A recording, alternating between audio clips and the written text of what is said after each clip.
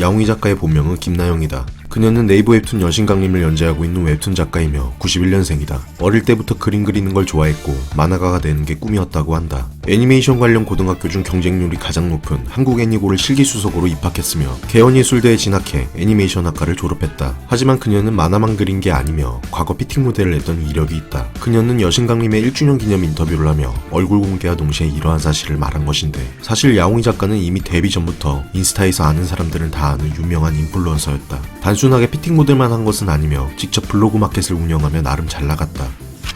야옹이 작가의 외모가 공개되자 그녀의 웹툰 팬들은 놀라움을 금치 못했다. 그녀가 연재하는 웹툰 여신강림의 주인공 임주경과 똑 닮은 비주얼이었기 때문인데, 네티즌 수사대가 찾은 그녀의 과거 피팅 모델 시절 사진들이 각종 커뮤니티에 퍼지며 화제가 되었다. 키 170cm, 몸무게 47kg인 그녀는 만화에나 했을 법한 몸매였는데, 사실 그동안 그녀의 웹툰에 나오는 인물들의 몸매가 비현실적인 몸매라며 말이 많았었다. 하지만 작가의 몸매가 공개되자 저런 말들은 싸그리 없어져 버렸다.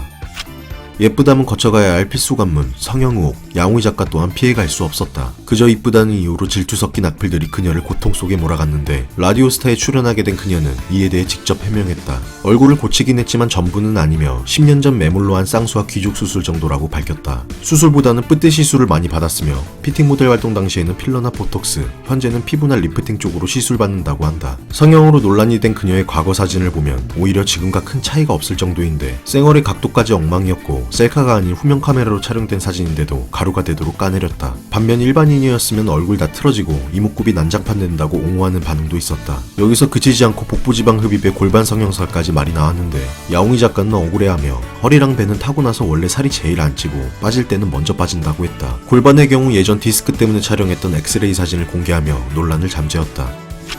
야옹이 작가는 2018년 혜성같이 등장한 신예였다. 누구나 올릴 수 있는 네이버 도전 만화에 여신강림을 올렸는데 베스트 도전이 되었고, 그 후 네이버 측의 연락을 받아 정식 웹툰으로 승격되어 연재를 시작했다. 여신강림은 매주 화요일에 연재되었는데 단 3화 만에 1위를 달성할 정도로 엄청난 인기였다. 당시 화요일에 쌍두마차, 노블레스와 마음의 소리가 있었는데도 단번에 제쳐버린 것인데, 결국 일시적인 게 아닌 화요 웹툰의 왕자를 거머쥐었으며 아시아 전 지역에서도 최상위권이 되었다. 여신강림은 평범한 여주인공이 메이크업을 통해 여신이 돼서 벌어지는 로맨스 웹툰이다. 스토리는 진부하지만 그림체가 무척 훌륭한 게 이 웹툰의 강점이다. 한 컷 한 컷 정말 공을 들여서 작업을 한다고 하며 24시간 넘게 작업하면서 밤을 샌 적도 있다고 한다. 콘티부터 마무리까지 전부 디지털 작업이며 작품에 등장하는 인물들의 헤어나 스타일은 주로 스타들의 패션에서 많이 참고한다고 한다. 현재는 완결까지 났지만 스토리가 개연성이 없고 그림체마저 초반부에 비해 점점 이상해졌다는 비판이 많다. 그래도 드라마로 제작될 정도의 엄청난 인기의 웹툰이었고 아직도 화요 웹툰의 상위권을 달리고 있다.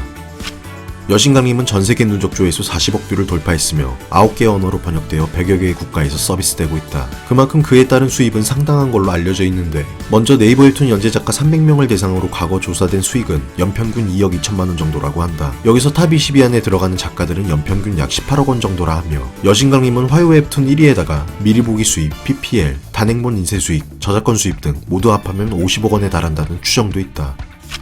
야옹이 작가는 자동차에 관심이 매우 많다. 그녀의 엄청난 수입에 맞게 그냥 차가 아닌 스포츠카에 관심이 많은데, 차를 왜 좋아하냐는 질문에 스피드를 즐기는 게 좋고 다시 태어나면 카레이서가 되고 싶다고 했다. 그녀가 소유했던 차량들은 벤츠 AMG GTS, 포르쉐 911, 맥라렌 570S, 포르쉐 마칸 등 스포츠카에 매우 진심이다. 해당 차량들은 최소 1억에서 3억까지 가는 차인데 이를 모두 처분하고 4억가량의 페라리 로마까지 소유했었다. 현재는 차를 탈 일이 잘 없어서 로마까지 처분하였다고 한다. 야옹이 작가는 자신이 소유한 차량, 고가의 명품이나 그림 등을 유튜브에서 공개한 적이 있는데, 이를 불편하게 본 일부 네티즌들이 부정적인 반응을 보였다. 결국 인스타를 통해 장문의 사과문을 올렸고, 본인이 벌어서 본인이 쓰는 건데 무슨 문제냐며 응원의 반응도 있었다. 또한 그녀가 사는 곳은 수많은 연예인들이 거주하기로 유명한 서울 숲트리마제다. 38평 기준으로 매매가 30억, 전세가 15억에 달한다. 그녀가 축적하고 있는 부는 그녀의 값진 노력에 의한 결실이지만 3년 동안 전 국민이 힘든 시기였기에 불편한 목소리가 더욱 많았다.